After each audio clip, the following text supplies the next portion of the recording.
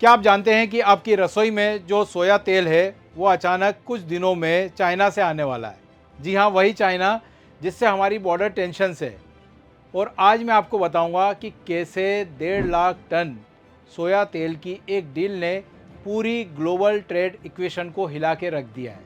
और ये सब कुछ हो रहा है $20 की मार्जिन को लेकर।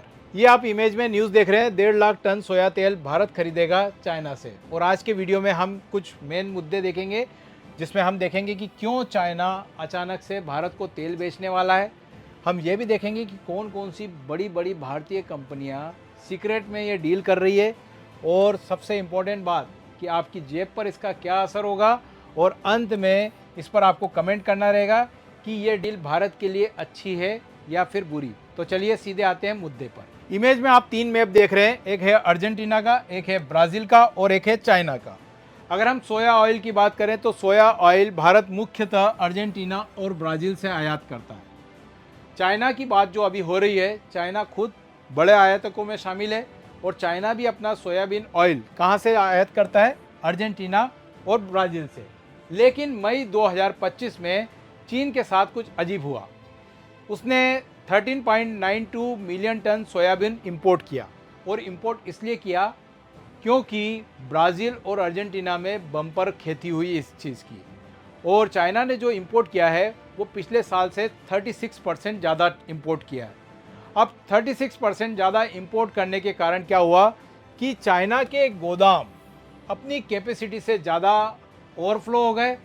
यानी कि उनकी जितनी डिमांड थी उससे ज़्यादा उन्होंने इंपोर्ट कर लिया। अब यहाँ पर एक और इंटरेस्टिंग बात है कि अर्जेंटीना और ब्राज़ील से जब भारत सोयाबीन ऑयल ख़रीदता था तो इसमें टाइम भी ज़्यादा लगता था, 6-7 सप्ताह का टाइम लगता था।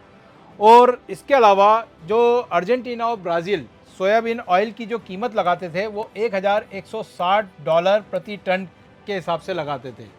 अब चाइना के गोदाम भरने के बाद चाइना में क्या हुआ, अचानक से प्राइस गिरने लगी। और यहीं से शुरू होती है भारत की एंट्री। भारत की एंट्री इसलिए शुरू होती है क्योंकि चाइना ने हमारे लिए कॉस्ट रखी है $1140 प्रति टन, यानी कि $20 कम।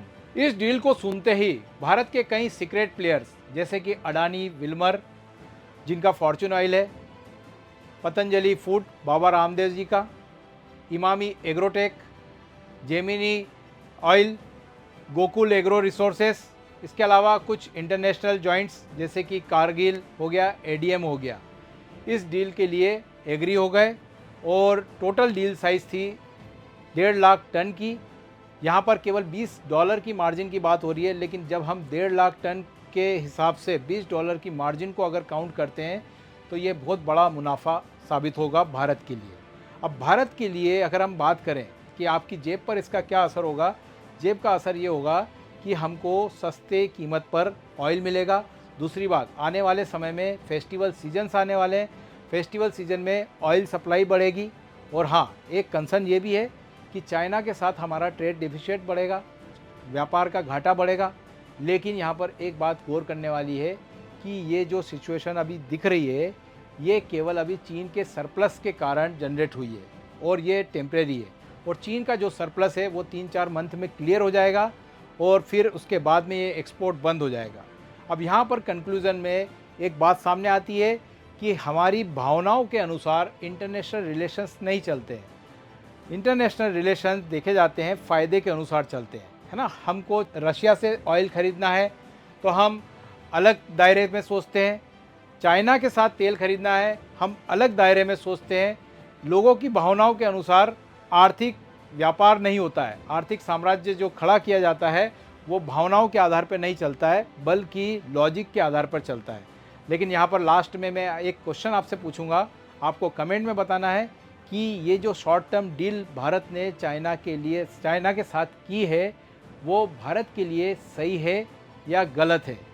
और अगर बॉर्डर टेंशन को हम ध्यान रखें, स्पेशली अभी ऑपरेशन सिंदूर के समय में जिस तरह से चाइना ने पाकिस्तान का सपोर्ट किया था, उसको देखते हुए ये डील भारत को करना चाहिए थी या नहीं करना चाहिए थी, आप प्लीज़ इसे कमेंट में बताइए।